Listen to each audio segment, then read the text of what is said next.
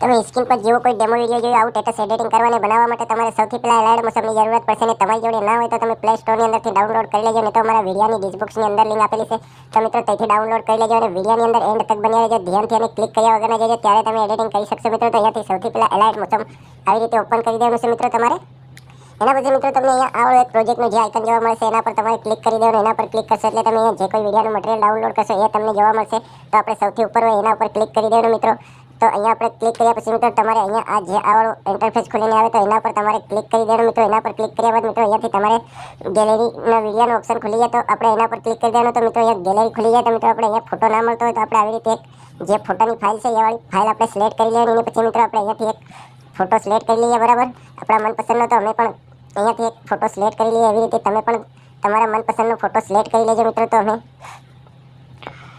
અહીંયાથી આ વાળો ફોટો અમે સિલેક્ટ કરી લઈએ મિત્રો.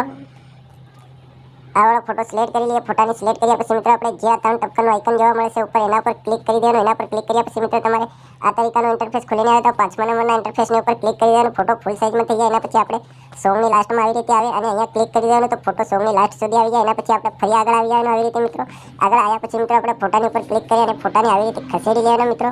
કે જ્યાં સુધી આપણું સોંગ છે ત્યાં સુધી આપણે આવી રીતે ખસેડી અને લઈ આવેના મિત્રો. તો આવી રીતે અહીંયા લાવી અને મૂકી દેવાના મિત્રો બરાબર. તો અહીંયાથી આપણો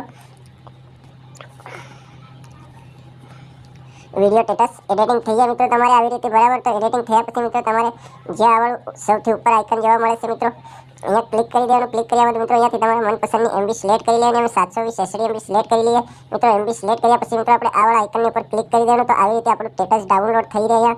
તો અહીંયા ડાઉનલોડ થાય ત્યાં સુધી આપણે રાહ જોવી પડશે મિત્રો. તો આપણે થોડી રાહ જોઈ લઈએ બરાબર.